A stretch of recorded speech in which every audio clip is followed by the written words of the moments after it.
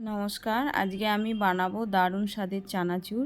তার জন্য 2 কাপ মতো আমি বেসন নিয়েছি। তার মধ্যে স্বাদ মতো নুন দিলাম, একটু লঙ্কার গুঁড়ো, হিং আর চাট মশলা আর বিট লবণ দিয়ে একটু শুকনো মেখে নেব প্রথমে।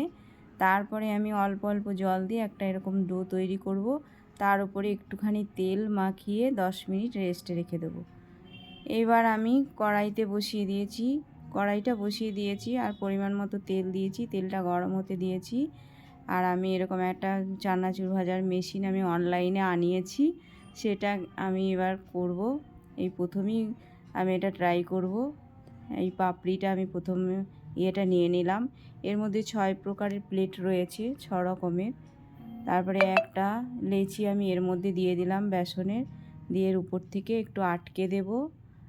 তারপরে একটু ঘুরিয়ে ঘুরিয়ে তেলের মধ্যে দিয়ে ভেজে তুলব।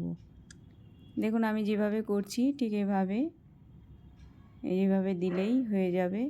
এই যে পাপড়িগুলো বেরোচ্ছে, একটু ব্রাউন করে ভাজতে হবে। এই যে আমি পাপড়িগুলো ভেজে তুলে ফেলেছি। এবার আমি একটুখানি মোটা সেউ যেগুলো হয় সেই প্লেটটা আমি দিয়েছি, দিয়ে এটাও আমি করে নেব। আমি আজকে এই 2 রকমেরই করব,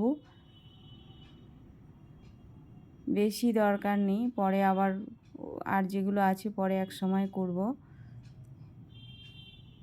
এই যে আমি করে নিয়েছি।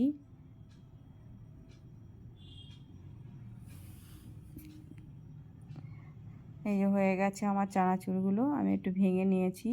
এর মধ্যে একটুখানি কাজু দিয়ে দেবো ভেজে, দেব একটু 1 মুঠো মতো কিশমিশ আর একটু চিনে বাদাম, 2টো শুকনো লঙ্কাও দেব ভেজে এর মধ্যে।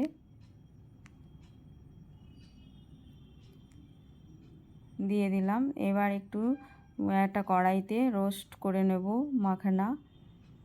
একটুখানি রোস্ট করে নেব 2 মিনিট মতো। গ্যাসের ফ্লেমটাকে কমিয়ে সেটাও দিয়ে দিলাম। আর একটু চিড়েও দেব। চিড়েটাকে ভাজার পরে একটু চেলে নেব, নিয়ে এর মধ্যে দিয়ে দিলাম। উপর থেকে দিলাম বিট লবণ আর গোলমরিচের গুঁড়ো। খুব স্বাদের এই চানাচুর রেডি। বাড়িতে বানান, খান। ধন্যবাদ।